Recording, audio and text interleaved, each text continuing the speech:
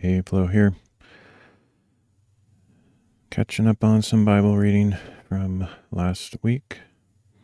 It's the day 5 of week 6, the reading, and actually I messed up the title of yesterday's stream.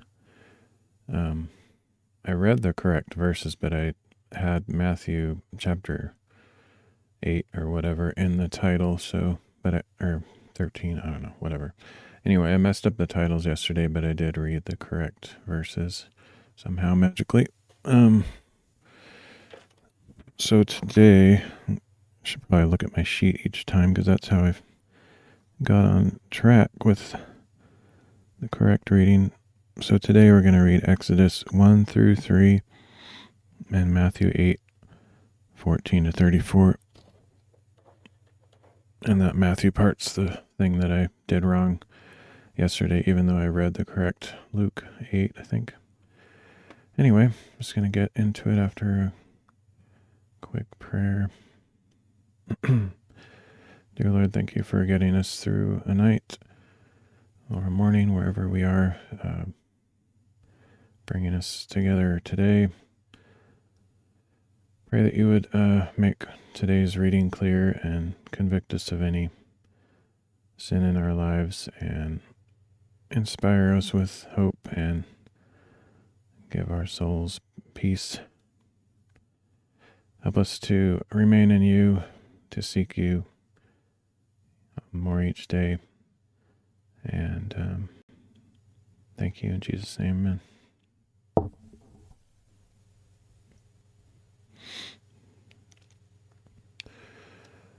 Oh, hey, realism. How's it going?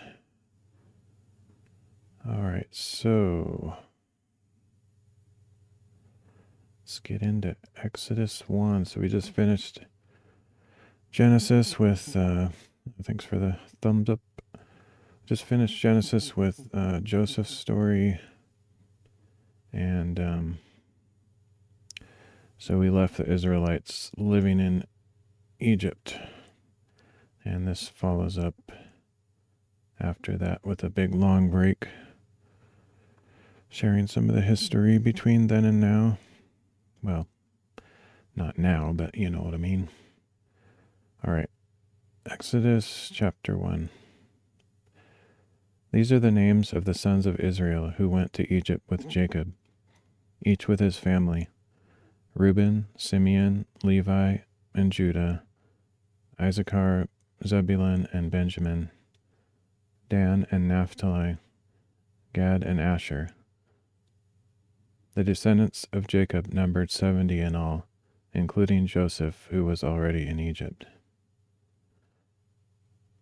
Now Joseph and all his brothers and all that generation died, but the Israelites were fruitful and increased rapidly. They multiplied and became exceedingly numerous, so that the land was filled with them. Then a new king who did not know Joseph came to power in Egypt. Look, he said to his people, the Israelites have become too numerous and too powerful for us. Come, let us deal shrewdly with them, or they will increase even more, and if a war breaks out, they may join our enemies, fight against us, and leave the country. So the Egyptians appointed taskmasters over the Israelites to oppress them with forced labor. As a result, they built Pithom and Ramses as store cities for Pharaoh, but the more they were oppressed, the more they multiplied and flourished. So the Egyptians came to dread the Israelites. They worked the Israelites ruthlessly and made their lives bitter with hard labor in brick and mortar and with all kinds of work in the fields. Every service they imposed was harsh. Then the king of Egypt said to the Hebrew midwives, whose names were Shiphrah and Puah, when you help the Hebrew women give birth, observe them on the birth stools. If the child is a son, kill him, but if it is a daughter, let her live. The midwives, however, feared God and did not do as the king of Egypt had instructed. They let the boys live. So the king of Egypt summoned the midwives and asked them, "Why have you done this? Why have you let the boys live?" The midwives answered Pharaoh, "The Hebrew women are not like the Egyptian women, for they are vigorous and give birth before a midwife arrives." So God was good to the midwives, and the people multiplied and became even more numerous. And because the midwives feared God, he gave them families of their own. Then Pharaoh commanded all his people, "Every son born to the Hebrews you must throw into the Nile, but every daughter you may allow to live." So that's Exodus 1. And this is Exodus chapter 2. Now a man of the house of Levi married a daughter of Levi, and she conceived and gave birth to a son. When she saw that he was a beautiful child, she hid him for 3 months. But when she could no longer hide him, she got him a papyrus basket and coated it with tar and pitch. Then she placed the child in the basket and set it among the reeds along the bank of the Nile. And his sister stood at a distance to see what would happen to him. Soon the daughter of Pharaoh went down to bathe in the Nile, and her attendants were walking along the river bank. And when she saw the basket among the reeds, she sent her maidservant to retrieve it. When she opened it, she saw the child, and behold, the little boy was crying. So she had compassion on him and said, "This is one of the Hebrew children." Then his sister said to Pharaoh's daughter, "Shall I go and call one of the Hebrew women to nurse the child for you?" "Go ahead," Pharaoh's daughter told her, and the girl went and called the boy's mother. Pharaoh's daughter said to her, "Take this child and nurse him for me, and I will pay your wages." So the woman took the boy and nursed him. When the child had grown older, she brought him to Pharaoh's daughter, and he became her son. She named him Moses and explained, "I drew him out of the water." One day after Moses had grown up, he went out to his own people and observed their hard labor. He saw an Egyptian beating a Hebrew, one of his own people. After looking this way and that and seeing no one, he struck down the Egyptian and hid his body in the sand. The next day Moses went out and saw 2 Hebrews fighting. He asked the one in the wrong, "Why are you attacking your companion?" But the man replied, "Who made you ruler and judge over us? Are you planning to kill me as you killed the Egyptian?" Then Moses was afraid and thought, "This thing I have done has surely become known." When Pharaoh heard about this matter, he sought to kill Moses. But Moses fled from Pharaoh and settled in the land of Midian, where he sat down beside a well. Now the priest of Midian had 7 daughters, and they came to draw water and fill the troughs to water their father's flock. And when some shepherds came along and drove them away, Moses rose up to help them and watered their flock. When the daughters returned to their father Reuel, he asked them, "Why have you returned so early today?" "An Egyptian rescued us from the shepherds," they replied. "He even drew water for us and watered the flock." "So where is he?" their father asked. "Why did you leave the man behind? Invite him to have something to eat." Moses agreed to stay with the man, and he gave his daughter Zipporah to Moses in marriage. And she gave birth to a son, and Moses named him Gershom, saying, "I have become a foreigner in a foreign land." After a long time, the king of Egypt died. The Israelites groaned and cried out under their burden of slavery, and their cry for deliverance from bondage ascended to God. So God heard their groaning, and he remembered his covenant with Abraham, Isaac, and Jacob. God saw the Israelites and took notice. All right, Exodus chapter 3. Meanwhile, Moses was shepherding the flock of his father-in-law Jethro, the priest of Midian. He led the flock to the far side of the wilderness and came to Horeb, the mountain of God. There the angel of the Lord appeared to him in a blazing fire from within a bush. Moses saw the bush ablaze with fire, but it was not consumed. So Moses thought, I must go over and see this marvelous sight. Why is the bush not burning up? When the Lord saw that he had gone over to look, God called out to him from within the bush, Moses, Moses. Here I am, he answered. Do not come any closer, God said. Take off your sandals, for the place where you are standing is holy ground. Then he said, I am the God of your father, the God of Abraham, the God of Isaac, and the God of Jacob. At this Moses hid his face, for he was afraid to look at God. The Lord said, I have indeed seen the affliction of my people in Egypt. I have heard them crying out because of their oppressors, and I am aware of their sufferings. I have come down to rescue them from the hand of the Egyptians, and to bring them up out of that land to a good and spacious land, a land flowing with milk and honey, the home of the Canaanites, Hittites, Amorites, Perizzites, Hivites, and Jebusites. And now the cry of the Israelites has reached me, and I have seen how severely the Egyptians are oppressing them. Therefore go, I am sending you to Pharaoh to bring my people, the Israelites, out of Egypt. But Moses asked God, Who am I that I should go to Pharaoh and bring the Israelites out of Egypt? I will surely be with you, God said, and this will be the sign to you that I have sent you. When you have brought the people out of Egypt, all of you will worship God on this mountain. Then Moses asked God, Suppose I go to the Israelites and say to them, The God of your fathers has sent me to you, and they ask me, What is his name? What should I tell them? God said to Moses, I am who I am. This is what you are to say to the Israelites. I am has sent me to you. God also told Moses, Say to the Israelites, The Lord, the God of your fathers, the God of Abraham, the God of Isaac, the God of Jacob, has sent me to you.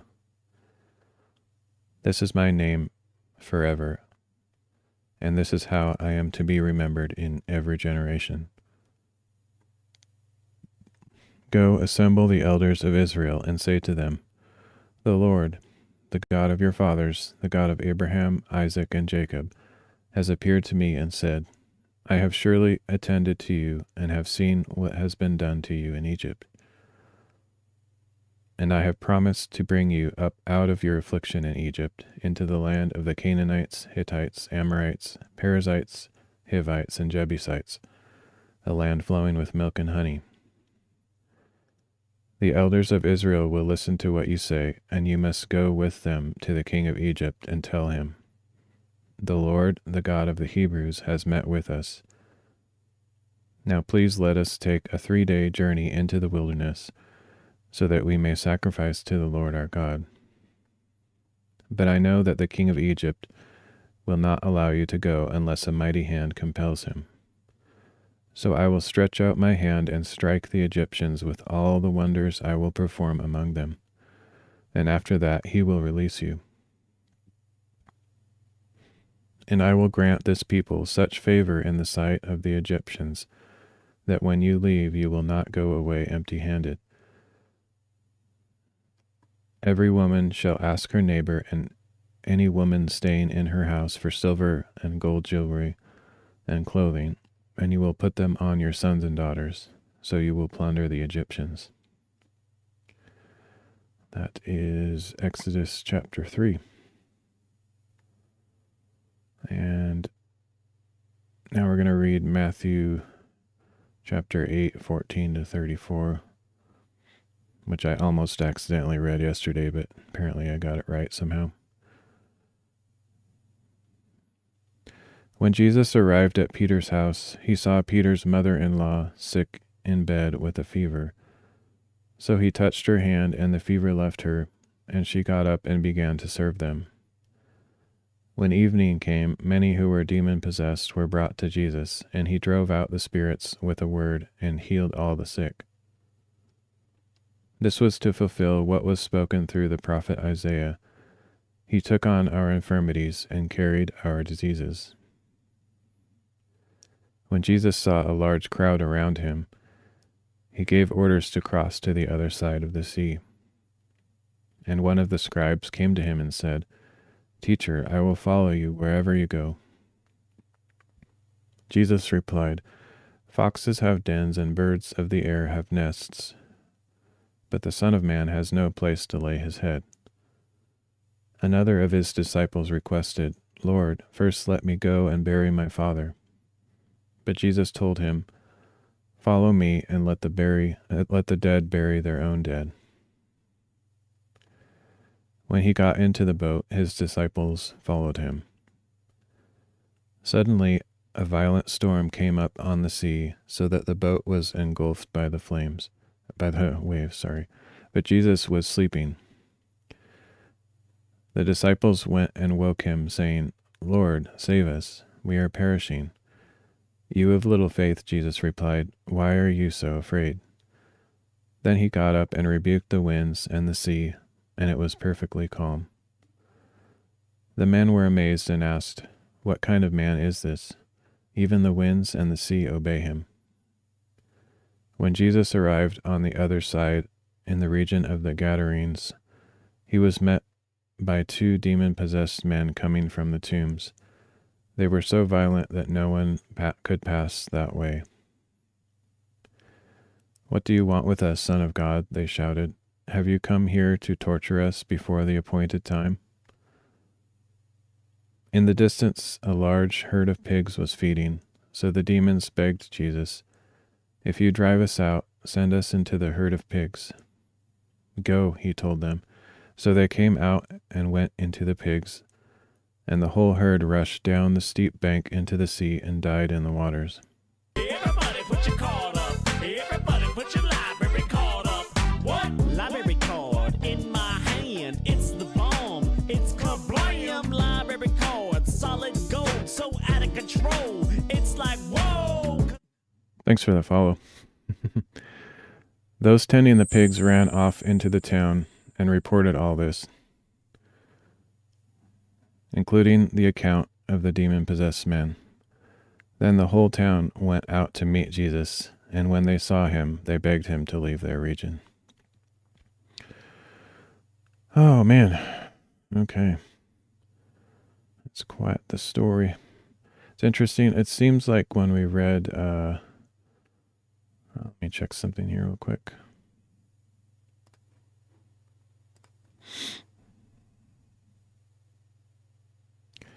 Thanks for the sticker and the follow, Mr. Misk over on Trovo. Hope you're doing well. All right, so yeah.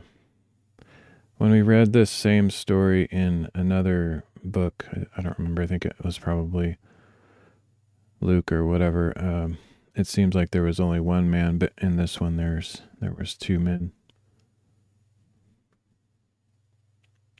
And sometimes it's hard to know if similar things happen more than once in the Gospels, but I think this is the same event. But sometimes it's hard to tell because Jesus performed so many miracles and some of them sound very similar, but this is likely the same event, just recorded slightly differently.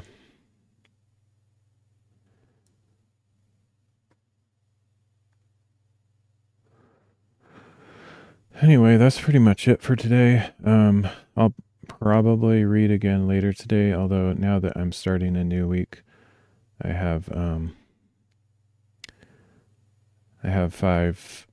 5 days for this week, so I can take a couple days off like usual, but I usually like to try to start out on Sunday since it's the first day of the week. So as long as I don't get busy with something, or sometimes I just get discouraged, have a bad day, and just need a day off or whatever, but I'll generally try to get into it. Yeah, you're welcome, Realism. Thanks for joining me today. I've actually been wanting to read more than I am, honestly. Like, uh, I really am enjoying reading the Bible, and I was tempted to try like a 30 or 60 day read through the Bible, but it would be so many chapters a day.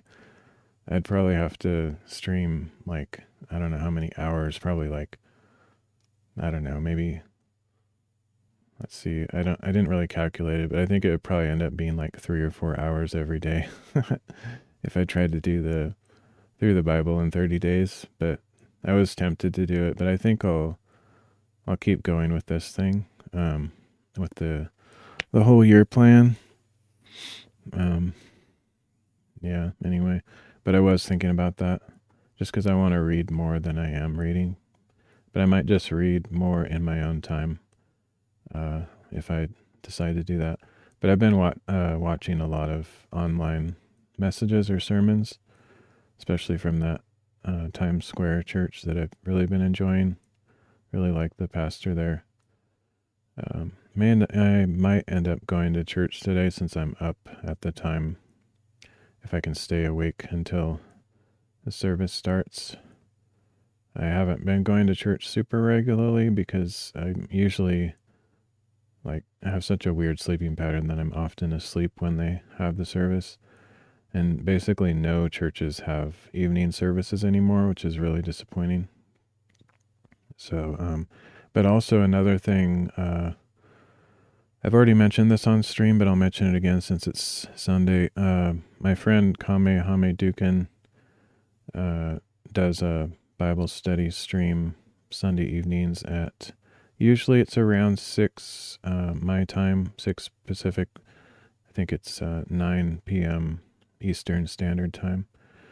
But anyway, if you're interested, that's another option for a live stream that is kind of a Christian thing. I may end up dropping by that. I usually try to make it for at least part of it. So anyway, I don't have any big plans today. I could check the weather. I think it's supposed to be kind of nice today, so I could go on a hike. I talked about that 2 or 3 days ago, and I did not end up going that day because when I checked the weather, I think the high was going to be like freezing, and it was starting off in the 20s or something, going up to maybe freezing or just above, and I just didn't feel like being out when it's so cold. But I think today it's going to be a little bit warmer, so there's a slight chance I might motivate to go on a walk somewhere. Anyway, that's about it. I don't have a lot else to say, so I probably will be on again later. Oftentimes I do a very late stream on Sundays because I try to catch that stream I'm talking about with my friend Kame, and I often don't get to my reading before then, and I like to encourage people to go to that if they're interested, and then I sometimes do my reading afterward, so we'll see how it goes. Anyway, thanks for joining me. I will see you all next time.